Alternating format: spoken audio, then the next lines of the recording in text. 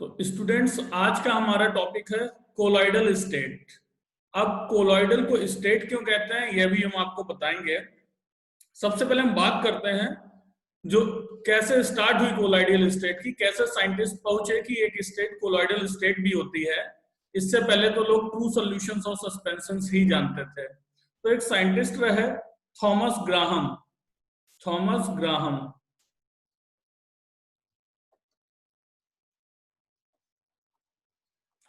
Thomas Graham ने कुछ substances को कैटेगराइज करना चाहा। इन्होंने एक एनिमल मेम्ब्रेन का यूज किया।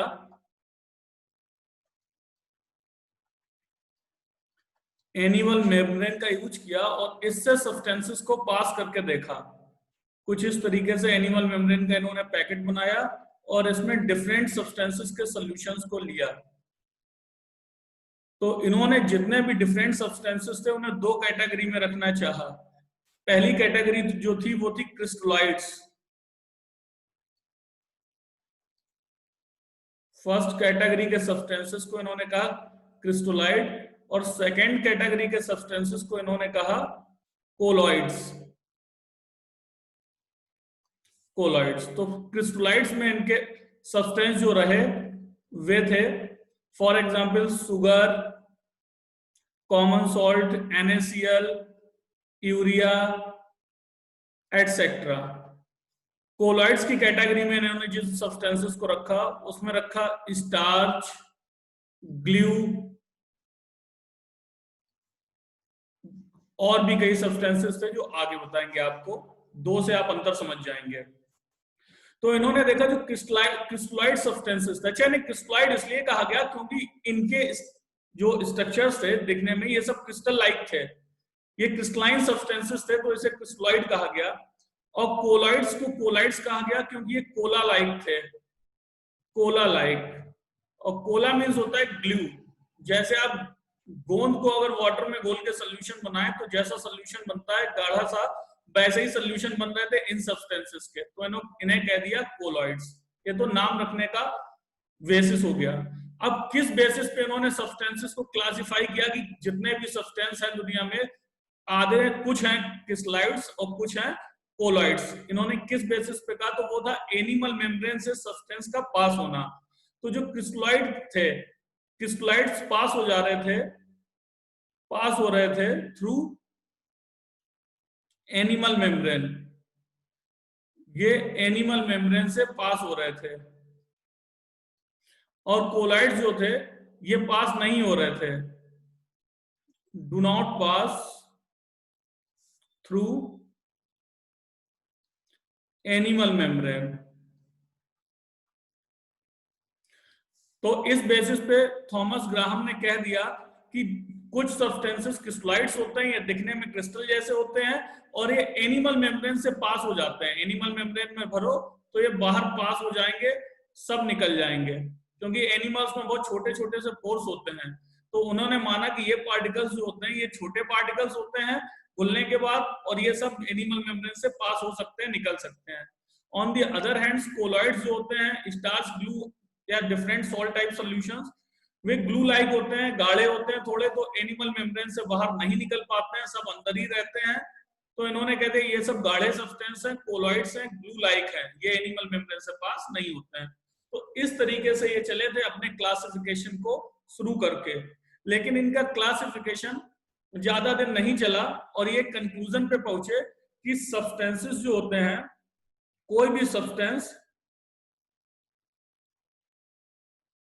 सब्सटेंस हो, सेम सब्सटेंस क्रिस्टलाइड भी हो सकता है और कोलॉइड भी हो सकता है। ये डिपेंड करता है उसकी कंडीशंस पे कि वो किन कंडीशंस में रखा गया है। अच्छा, मेन डिफरेंस जो था बेटा क्रिस्टलाइड और कोलॉइड का कि क्रिस्टलाइड के पार्टिकल्स स्मॉल होते हैं। अभी आगे बताएंगे क्या साइज होता है। क्रिस्टलाइड के पार्टिकल्स स्मॉल होते हैं, तो स्मॉल पार्टिकल्स तो आसानी से एनिमल मेम्ब्रेन से निकल जाते हैं। लेकिन कोलॉइड्स के पार्टिकल क्या होते हैं, रिलेटिवली लार्जर। तो कोलॉइड्स के पार्टिकल क्रिस्टलाइड की कंपैरिजन में थोड़े बड़े होते हैं, तो ये एनिमल मेम्ब्रेन से नहीं निकल पा रहे थे। अब क्रिस्टलाइड का एक एग्जांपल जो हम लोगों ने लिया था उनमें से एक एग्जांपल ले लेते हैं। क्रिस्टलॉइड फॉर एग्जांपल NaCl, और कोलॉइड का एक एग्जांपल ले लो, for example soap solution, soap. तो जनरली तो इन्होंने पहले क्या मैं ऑब्जर्व किया था कि NaCl एक क्रिस्टलॉइड है, इसका एक्वस सॉल्यूशन अगर हम एनिमल मेम्ब्रेन में लेंगे तो NaCl के पार्टिकल्स जो हैं वो एनिमल मेम्ब्रेन से पास होकर चले जाएंगे, क्योंकि ये पार्टिकल छोटे हैं तो एक क्रिस्टलॉइड हो गया। कोलॉइड में इन्होंने कहा सोप, क्योंकि इसके पार्टिकल्स, अगर हम सोप का एक्वस सॉल्यूशन लेते हैं तो एनिमल मेम्ब्रेन में भरने पर सोप के पार्टिकल्स जो है, मॉलिक्यूल्स जो है वो एनिमल मेम्ब्रेन से पास नहीं हो पाएंगे, तो सोप हो गया कोलॉइड। लेकिन इन्होंने बाद में जाना कि ना कोई सब्सटेंस क्रिस्टलाइड ही होता है ना कोई कोलॉइड ही होता है, ये डिपेंड करता है उसकी कंडीशंस पे। सेम सब्सटेंस, अगर हम बात करें NaCl की ही बात कर लें तो NaCl का एक्वस सॉल्यूशन जो होगा, एक्वस सॉल्यूशन होगा आपका क्रिस्टलॉइड, मतलब पार्टिकल छोटे होंगे, एनिमल मेम्ब्रेन से निकल जाएंगे। और NaCl कोई आप किसी ऑर्गेनिक सॉल्वेंट जैसे कि बेंजीन में डाल दो, कोई भी ऑर्गेनिक सॉल्वेंट जैसे कि बेंजीन में डाल दें तो ये कोलॉइड हो जाएगा। सिमिलरली सोप की बात करें तो सोप को भी अगर हम एक्वा सॉल्यूशन ले लें सोप का, वाटर में बनाए सॉल्यूशन, तो एक्वा सॉल्यूशन के केस में सोप जो होगा आपका कोलॉइड होगा। लेकिन अगर हम इसी को एल्कोहल में सॉल्यूशन बना लें तो ये आपका क्रिस्टलॉइड होगा। तो ऐसा क्यों, हम जानते हैं। एक बात आपको ध्यान रखनी है कि क्रिस्टलॉइड के पार्टिकल्स छोटे होते हैं, कोलॉइड के पार्टिकल बड़े होते हैं। अब छोटे पार्टिकल वाला भी दूसरे सॉल्वेंट में बड़े पार्टिकल की फॉर्म में रह सकता है, और बड़े पार्टिकल वाला भी किसी अदर सॉल्वेंट में छोटे पार्टिकल की फॉर्म में रह सकता है।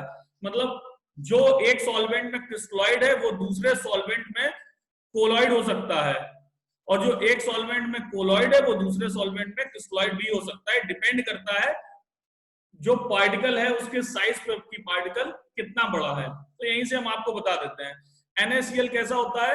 NaCl होता है आपका आयनिक सब्सटेंस होता है। तो एक्वस सॉल्यूशन में लाइक डिसॉल्व्स लाइक, आपको पता है एक्वस सॉल्यूशन में NaCl कंप्लीटली सॉल्युबल हो जाता है। आपने देखा नमक पानी में ऐसे घुल जाता है फिर दिखाई नहीं देता है कहीं भी। तो जब नमक पूरी तरह घुल गया तो नमक के पार्टिकल क्या हो गए, बहुत छोटे छोटे। अब केवल आयंस बचे जो बहुत दूर दूर हैं, केवल आयंस बचे जो बहुत दूर दूर हैं, मतलब पूरा घुल गया। पूरा घुल गया तो पार्टिकल्स छोटे हो गए, तो ये अब एनिमल मेम्ब्रेन से निकल जाएंगे, तो इन्हें क्रिस्टलॉइड कहेंगे। अब इसी नमक को, अगर इसी सॉल्ट को हम लोग बेंजीन जो कि एक ऑर्गेनिक सॉल्वेंट है, आयनिक नहीं है, उसमें डालें तो इसमें नमक नहीं घुलेगा, थोड़ा बहुत घुलेगा, पार्शियल सॉल्युबल होगा। इसमें नमक क्या होगा, कंप्लीटली सॉल्युबल। एक्वा सॉल्वेंट में, बेंजीन में क्या होगा, पार्शियली सॉल्युबल। तो पार्शियली सॉल्युबल होगा तो सभी जो मॉलिक्यूल्स होंगे नमक के, NaCl के, वो सभी मॉलिक्यूल्स नहीं टूटेंगे। सभी नहीं टूटेंगे तो मॉलिक्यूल्स का साइज बड़ा हो जाएगा। अब जब ये साइज बेंजीन में बड़ा हो गया तो अब ये बड़े साइज के मॉलिक्यूल तो एनिमल मेम्ब्रेन से निकलेंगे नहीं, पास नहीं होंगे, तो इन्हें हम लोग कहेंगे कोलॉइड। ऐसे ही सोप के केस में होता है कि सोप जो होता है वो, सोप का स्ट्रक्चर कुछ इस तरीके से होता है। बेटा आपने 10th क्लास में देखा होगा, एक एल्किल चेन होती है लॉन्ग, और आखिरी में पोलर पार्ट होता है, for example CO negative Na positive. Sodium और potassium salts of higher fatty acids are called soap. ये एक सोप मॉलिक्यूल है। इसमें ये पूरा पार्ट जो होता है ये होता है ऑर्गेनिक पार्ट, ये होता है ऑर्गेनिक पार्ट। ऑर्गेनिक का मतलब है हाइड्रोफोबिक, ये पानी में नहीं घुलता है, हाइड्रोफोबिक पार्ट। तो सोप मेनली कैसा मॉलिक्यूल हुआ, हाइड्रोफोबिक। तो सोप एक्वा सॉल्यूशन पानी में तो घुलेगा ही नहीं, और घुलेगा नहीं तो सोप के मॉलिक्यूल बड़े बड़े रहेंगे। तो बड़े मॉलिक्यूल रहेंगे, लार्जर रहेंगे, लार्जर मॉलिक्यूल्स रहेंगे, नहीं घुल पाएंगे, इकट्ठे रहेंगे। तो हम क्या कहेंगे कि वो एनिमल मेम्ब्रेन से पास नहीं हो पा रहे हैं, और ये कोलॉइड हो गया।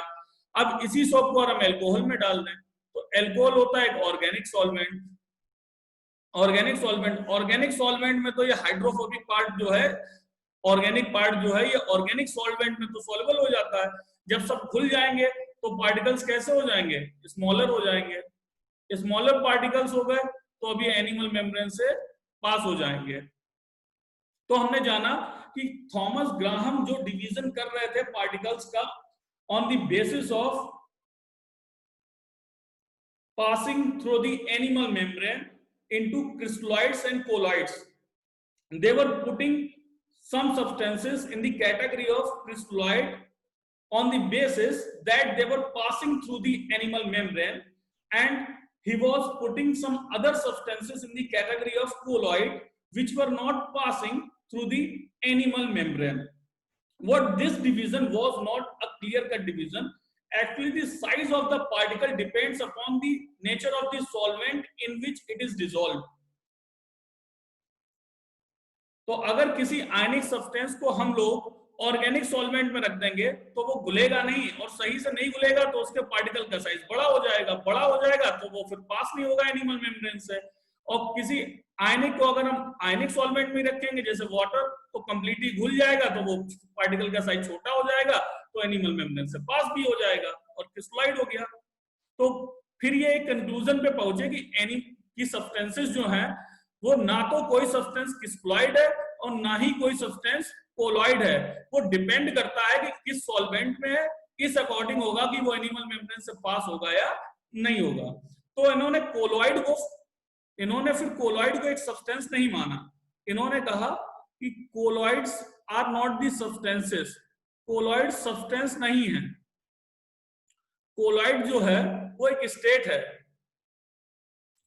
कोलॉइड्स जो है वो एक स्टेट है, स्टेट, और इस स्टेट को उन्होंने कहा कोलॉइडल स्टेट, इस स्टेट को इन्होंने कहा कोलॉइडल स्टेट। अब कोलॉइडल स्टेट में क्या है, पार्टिकल का साइज है मेन, पार्टिकल अगर किसी भी सॉल्यूट के पार्टिकल, देखिए सोल्यूशन में बेटा हमेशा दो चीजें होती है, एक सॉल्यूट एक सॉल्वेंट। आगे बताएंगे कि कोलॉइडल सॉल्यूशन में हम लोग सॉल्यूट को डिस्पर्स्ड फेज कहते हैं और सॉल्वेंट को डिस्पर्सन मीडियम कहते हैं। अभी हम मान लेते हैं सॉल्यूट, तो जो सॉल्यूट पार्टिकल है उसका साइज जो है वो 1 नैनोमीटर से ज्यादा है और 1000 नैनोमीटर से कम है। तो अगर किसी सॉल्यूशन में सॉल्यूट पार्टिकल का साइज 1 नैनोमीटर से ज्यादा है और 1000 नैनोमीटर से कम है तो वो सारे सब्सटेंसेस एक स्टेट में पाए जाएंगे जिन्हें हम कहेंगे कोलॉइडल स्टेट। तो ऐसा नहीं है कि कुछ सब्सटेंस ही कोलॉइड्स होते हैं, आप किसी भी सब्सटेंस को जो छोटा पार्टिकल है उसे भी इस रेंज में ला सकते हो बड़ा करके।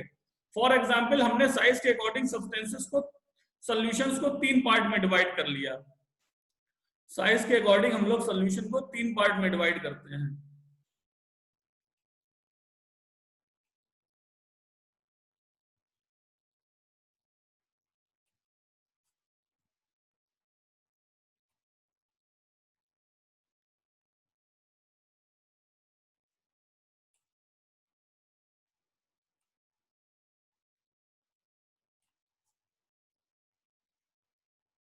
तो ये जो 3 टाइप जो है सॉल्यूशन के, इनमें एक टाइप है बेटा ट्रू सॉल्यूशन, पहला टाइप है आपका ट्रू सॉल्यूशन, दूसरा टाइप है कोलॉइडल सॉल्यूशन और तीसरा टाइप जो है आपका वो है सस्पेंशन।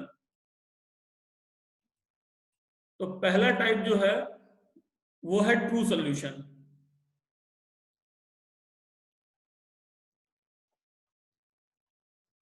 दूसरा है कोलॉइडल सॉल्यूशन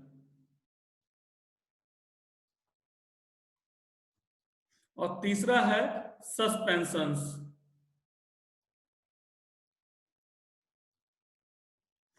ट्रू सॉल्यूशन के पार्टिकल बहुत छोटे होते हैं, ट्रू सॉल्यूशन के पार्टिकल्स बहुत छोटे होते हैं,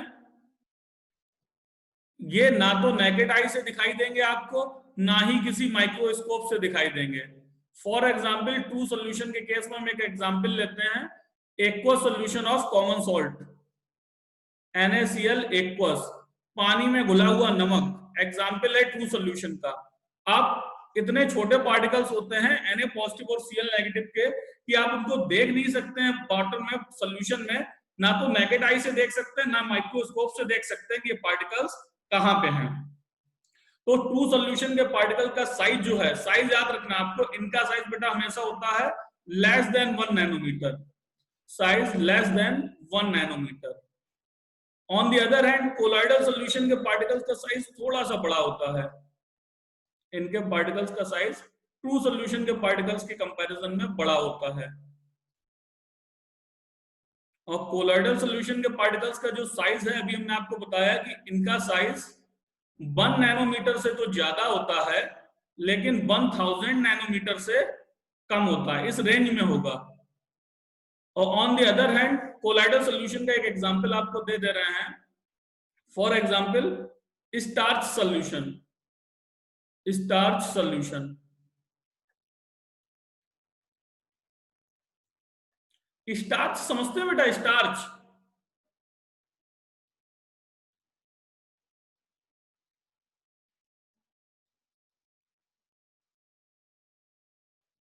देखिए, वैसे वैसे अगर आप स्टार्च ना भी समझते हो तो हम एक आपको घरेलू एग्जाम्पल दे सकते हैं। हिंदी में इसको कहते हैं गांव वगैरह में माड़, एक शब्द होता है माड़। तो माड़ क्या होता है? जब चावल आवल बनते हैं तो उनसे निकलता है। कई लोग पहले से अपने कपड़ों में यूज करते थे, कपड़ों को थोड़ा वैसा करने के लिए, कफ वगैरह करने के लिए। Yes sir. हाँ, तो स्टार्च वही सोल्यूशन है, ये कोलॉइडल सोल्यूशन बनाता है, गाढ़ा सोल्यूशन बनाता है, इसके पार्टिकल्स ट्रू सोल्यूशन की कंपैरिजन में बड़े होते हैं।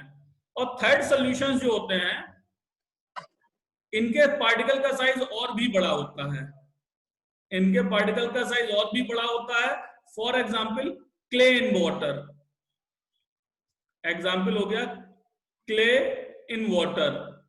वाटर में अगर क्ले को आप डिसॉल्व कर दें तो सस्पेंशन बनाएगा। अब क्ले से मतलब मड नहीं है, आप मिट्टी नहीं समझना क्ले को, मिट्टी तो मड तो कोलाइडल सोल्यूशन बना लेगी।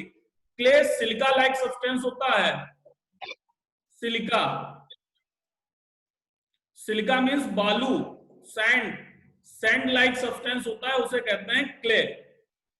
और इसके पार्टिकल का जो साइज होता है वो होता है 1000 नैनोमीटर से ज्यादा।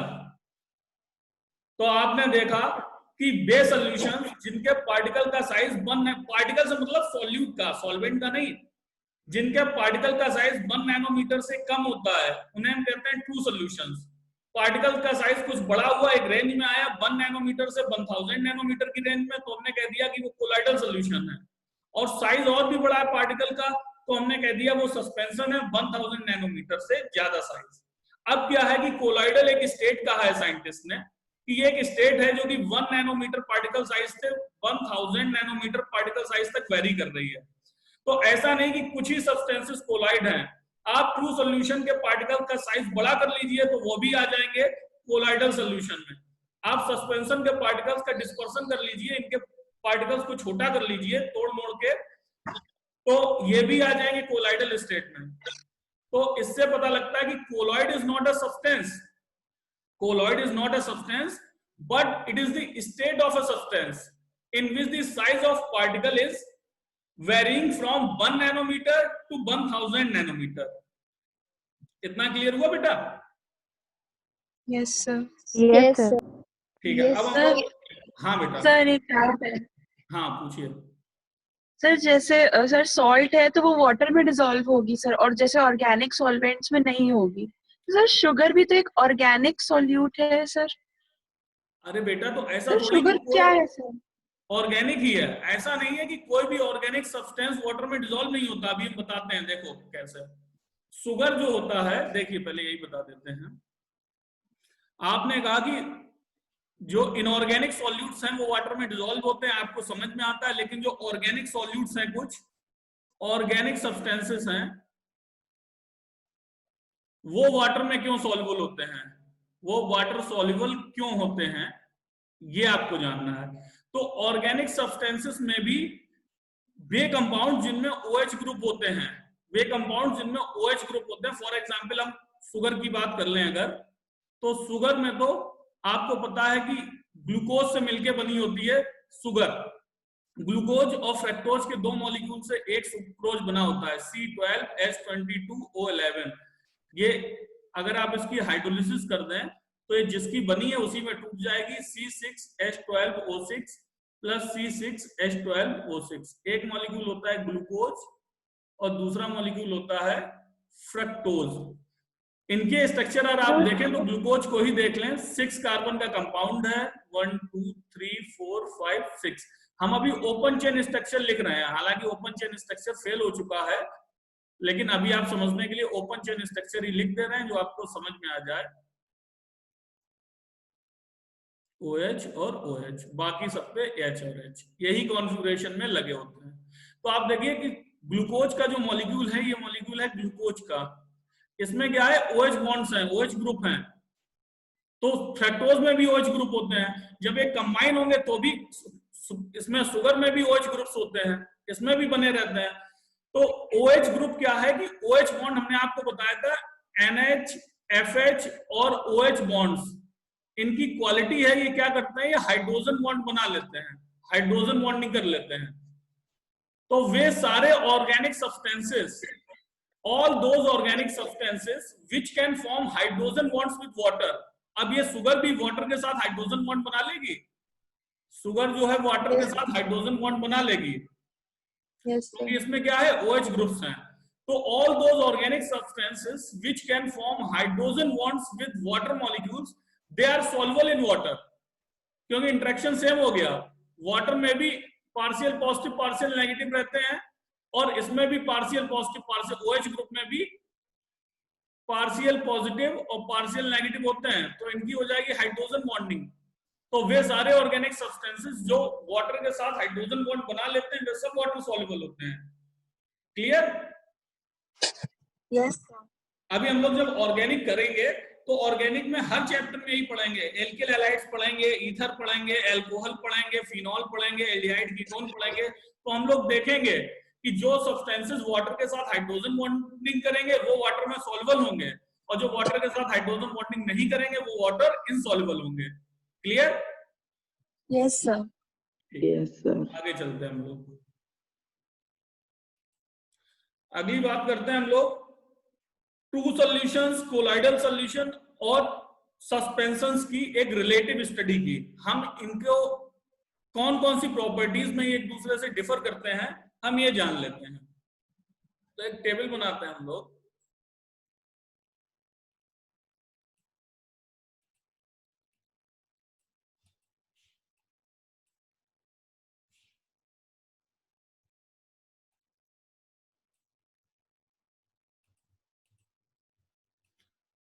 अब ट्रू सॉल्यूशंस की अगर हम बेटा फेज की बात करें तो ट्रू सॉल्यूशंस आपने देखे होंगे होमोजेनस होते हैं या हेट्रोजेनस होते हैं। ट्रू सॉल्यूशंस कैसे होते हैं, होमोजेनस या heterogeneous? Sir homogeneous. Homogeneous. Very good, homogeneous. और अगर हम बात करें सस्पेंशन की तो सस्पेंशन कैसे होते हैं? Heterogeneous. Heterogeneous. Very good. Suspension में हमें सॉल्यूट और सॉल्वेंट में डिफरेंस जो होता है वो दिखाई देता है, दोनों अलग अलग दिखाई देते हैं, तो इसलिए हम लोग कहते हैं कि वे हेट्रोजेनस हैं। अच्छा, कोलाइड्स की बात करें तो कोलाइडल सॉल्यूशन कैसा होता है, होमोजेनस होता है या हेट्रोजेनस होता है? It appears to be homogeneous, but it's actually heterogeneous. Very good, but only in some cases it appears homogeneous। बाकी मोस्टली केसेस में तो हेट्रोजेनस दिखता भी है, कुछ केसेस में लगता है कि ये होमोजेनस है लेकिन होता हेट्रोजेनस है। एग्जाम्पल, मिल्क की बात कर लो बेटा, मिल्क कैसा है, एक कोलाइडल सॉल्यूशन है। मिल्क में जो डिस्पर्स्ड फेज होती है हमारी, मतलब जिसे हम लोग कहते हैं सॉल्यूट, वो होता है ऑयल और डिसॉल्व होता है वाटर में, डिसॉल्व होता है वाटर में। तो मिल्क कैसा दिखता है, मिल्क में आप बेटा होमोजेनस दिखता है आपको मिल्क या हेट्रोजेनस दिखता है? सर होमोजेनस दिखता है, एक जैसा दिखता है ना, आप नहीं देख पाते होंगे विजुअली कि कहाँ ऑयल है कहाँ वाटर है, ऐसे ही है ना? Yes sir. कोई बच्चा देख पाता है मिल्क में ऑयल और वाटर अलग अलग? No sir. हम तो देख लेते हैं भाई।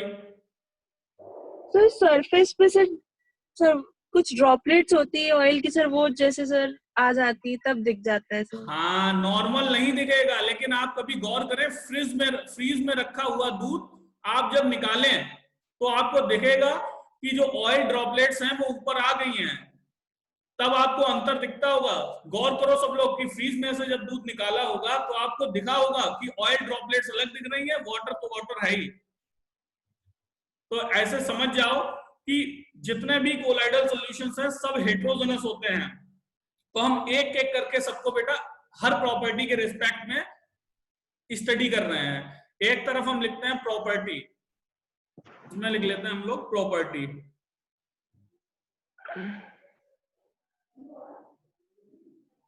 प्रॉपर्टी ये हो गए हमारे ट्रू सॉल्यूशंस, ये हो गए कोलॉइडल सॉल्यूशंस, और ये हो गए सस्पेंशंस। इनकी रिलेटिव स्टडी करना इसलिए जरूरी है बेटा क्योंकि अभी हम लोग कोलॉइडल सॉल्यूशन को जब बनाएंगे, प्रिपेयर करेंगे, तो ट्रू सॉल्यूशन से भी बनाएंगे और सस्पेंशन से भी बनाएंगे। तो हमें ट्रू सॉल्यूशन भी जानने होंगे और सस्पेंशन भी जानने होंगे with respect to colloidal solution. तो पहली प्रॉपर्टी लिखते हैं नेचर। पहली प्रॉपर्टी है नेचर। नेचर में ट्रू सॉल्यूशन जो होते हैं वो होमोजेनस होते हैं, एक जैसे दिखते हैं, होमोजेनस, एक जैसे दिखते हैं। कोलॉइडल सॉल्यूशंस जो होते हैं ये हेटेरोजेनस होते हैं। हेटेरोजेनस में अभी हमने बात की आपकी, फॉर एग्जांपल मिल्क, और बाकी भी आपको कोलॉइडल सॉल्यूशन बता दें। आपने एक कोलॉइडल सॉल्यूशन एग्जांपल कंसीडर कर लो, डस्ट इन एयर।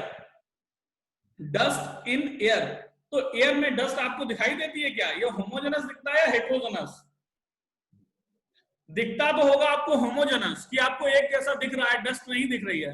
लेकिन आप अगर याद करो, कभी आप लेटे हो कमरे में और कमरे में कोई होल हो जिससे सनलाइट आ रही हो, सनरेज आ रही हो, और आप उसके परपेंडिकुलर लेटे हो, तो जो रेज आ रही है उसके परपेंडिकुलर आप लेटे हो, तो आपको दिखाई देगा उस लाइट में डस्ट पार्टिकल्स जो हैं वो आ रहे हैं और जा रहे हैं। नोटिस किया ये? Yes sir. टिंडल इफेक्ट, तो वो भी होता है हेटेरोजेनस। मतलब कोलॉइडल सॉल्यूशन आपको लगेगा होमोजेनस, बट होगा कैसा? हेटेरोजेनस। और सस्पेंशन तो हमेशा ही हेटेरोजेनस होगा, क्योंकि पार्टिकल जब घुलेंगे ही नहीं, इतने बड़े पार्टिकल होंगे, तो फिर वो तो अलग अलग दिखाई देंगे कि सैंड अलग रखी है, वाटर अलग रखा है। अगला है पार्टिकल का साइज। दूसरा पैरामीटर जो है वो है साइज। तो साइज यहां पे क्या होता है? Less than 1 nanometre, less than 1 nanometre. Colloidal solution में क्या होता है? फ्रॉम 1 नैनोमीटर टू 1000 नैनोमीटर, इस रेंज में होगा। सस्पेंशन में क्या होता है साइज? More than 1000 nanometre. अगली प्रॉपर्टी जो है, अगली प्रॉपर्टी है इनका सेपरेशन। सेपरेशन या फिल्ट्रेशन लिख लें, फिल्ट्रेशन। तो फिल्ट्रेशन, ट्रू सॉल्यूशन के पार्टिकल बहुत छोटे होते हैं, ट्रू सॉल्यूशन के पार्टिकल बहुत छोटे होते हैं, ये किसी भी फिल्टर पेपर से नहीं छनेंगे। आप अगर शक्कर या नमक का सॉल्यूशन, फिल्टर पेपर आपने लैब में यूज किए होंगे बेटा, ऑर्डिनरी फिल्टर पेपर जो होते हैं वो आप फनल पे लगा के, सेपरेटिंग फनल पे लगा के सॉल्यूशंस को सेपरेट करते हैं।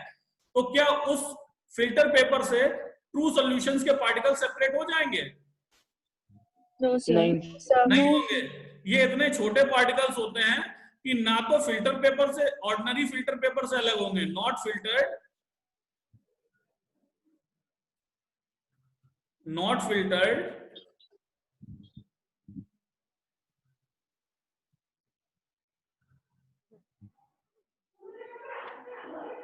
Through ordinary filter paper, ordinary filter paper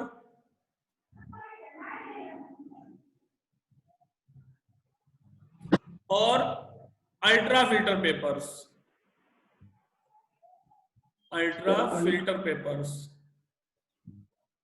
ultra filter papers क्या होते हैं बेटा? कि जो ऑर्डिनरी फिल्टर पेपर्स होते हैं, मानो ये कोई ऑर्डिनरी फिल्टर पेपर है, इसका पोर साइज इतना है, इसके पोर का साइज ये है, इस ऑर्डिनरी फिल्टर पेपर को अगर हम कोई जिलेटिन जेली टाइप सब्सटेंस होता है, जिलेटिन में डिप कर ले, तो वो जेली टाइप सब्सटेंस जो है इन पे चिपक जाता है, इन पार्टिकल्स के पोर के साइज को और छोटा कर देता है। तो और छोटा जब हो जाता है पार्टिकल साइज, तो हम कहते हैं अल्ट्रा फिल्टर हो गया।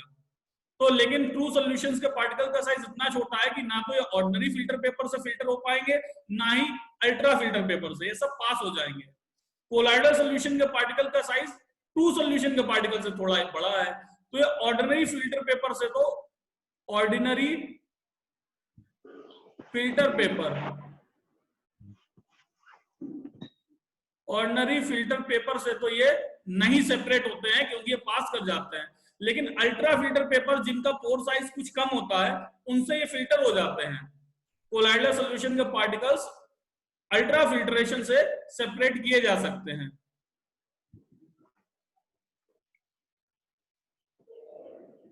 अल्ट्रा फिल्ट्रेशन से सेपरेट किए जा सकते हैं। सस्पेंशन के पार्टिकल्स का क्या है, ये तो इतने बड़े होते हैं कि ऑर्डिनरी फिल्टर पेपर से ही अलग हो जाएंगे, अल्ट्रा फिल्ट्रेशन की तो जरूरत ही नहीं होगी, ऑर्डिनरी फिल्टर पेपर से ही अलग हो जाएंगे। क्लियर? Yes sir. अगला पॉइंट है बेटा विजिबिलिटी। ये पार्टिकल्स दिखाई देंगे या नहीं, ये देखना है, विजिबिलिटी। तो विजिबिलिटी की बात करें तो ट्रू सॉल्यूशंस के पार्टिकल इतने छोटे होते हैं कि ना तो नेकेड आई से दिखाएंगे, ना माइक्रोस्कोप से भी दिखाई देंगे। Not visible to naked eye as well as under microscope, microscope से भी नहीं दिखाई देंगे। कोलाइडल सॉल्यूशन के पार्टिकल इससे थोड़े बड़े होते हैं, तो नेकेड आई से नहीं दिखाई देते हैं, लेकिन माइक्रोस्कोप से दिखाई दे जाते हैं। और सस्पेंशन के पार्टिकल तो इतने बड़े होते हैं कि नेकेड आई से ही दिखाई दे जाएंगे, आपको किसी भी माइक्रोस्कोप की जरूरत नहीं है। ये तो होगी विजिबिलिटी। बाकी की प्रॉपर्टीज ब्राउनियन मूवमेंट है, टिंडल इफेक्ट है, वो हम आपको जब टिंडल इफेक्ट और ब्राउनियन मूवमेंट पढ़ाएंगे तब बताएंगे, क्योंकि अभी तो आप जानते ही नहीं होंगे ब्राउनियन मूवमेंट और टिंडल इफेक्ट का रीजन क्या होता है। तो ये वाला सेशन ओवर करते हैं बेटा, नेक्स्ट सेशन के लिए हम भेज रहे हैं आपको इनवाइट। Okay sir.